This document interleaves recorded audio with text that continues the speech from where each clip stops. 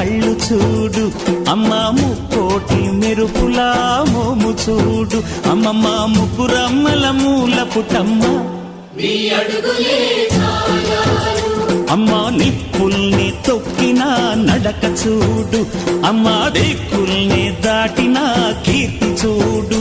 1000 సూర్యుళ్ళై మెరిసిన శక్తిని చూడు, మనుషుల్లో దేవుడి భక్తుని చూడు.